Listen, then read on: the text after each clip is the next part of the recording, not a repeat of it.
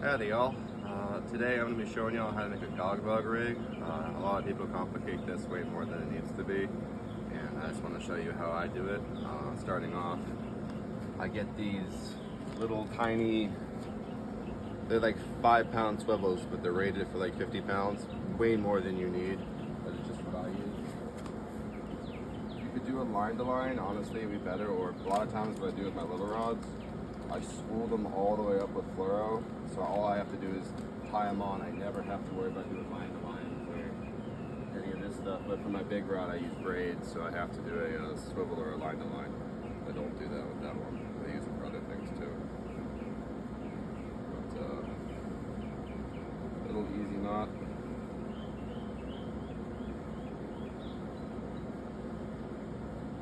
Whatever your unit, whether you want to use a uni to uni or you want to use this punch, not entirely sure. Very easy to do. Bring it through, back through, sit it down. Pretty good knot. And how I like to measure mine out, so 8 to 9 hook rigs, I do 2 6-foot lengths and a 3-foot length. So example, 1, 2, 3, whatever that would be for you. It depends on your height. So if you didn't know the height of your arms, excuse me, the length of your arms is basically your height in most cases.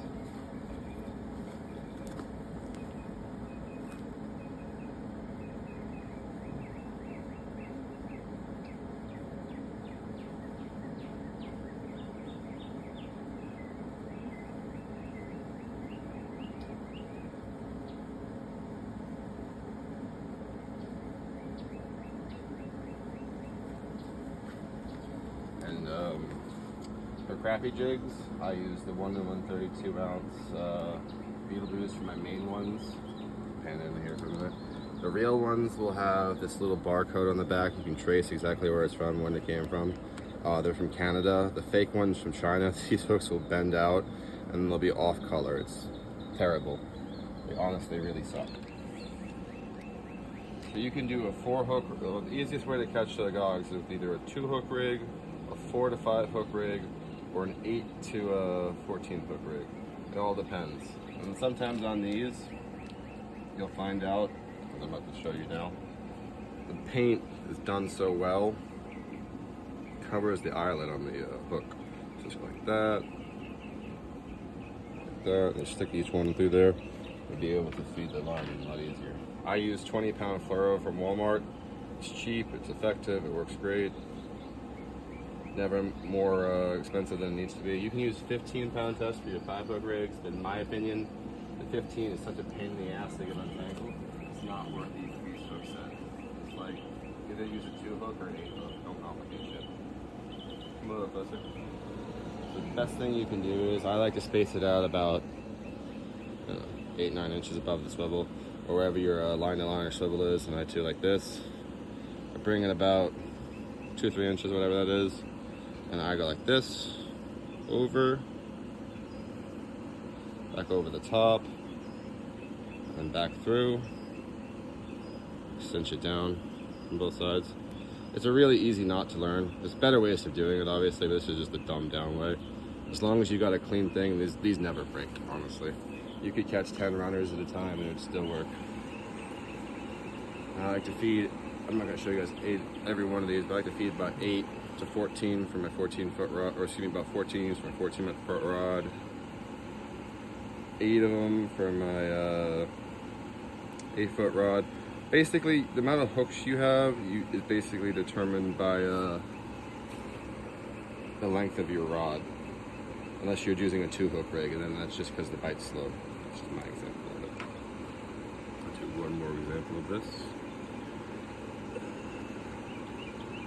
These eye holes can be tricky sometimes, admittedly.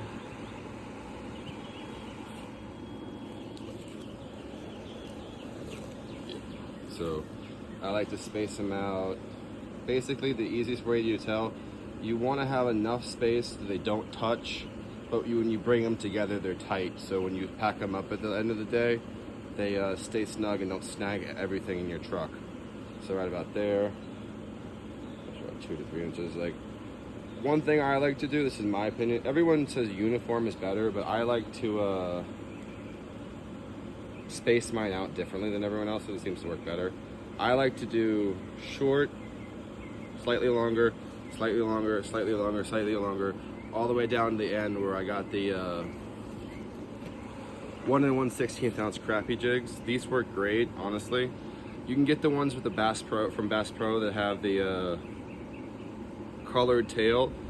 They're expensive, but they work great. It's up to you. It's really worth that, I don't know, extra 2 gogs, whatever you're cheaper that day, before it gets obliterated by a runner.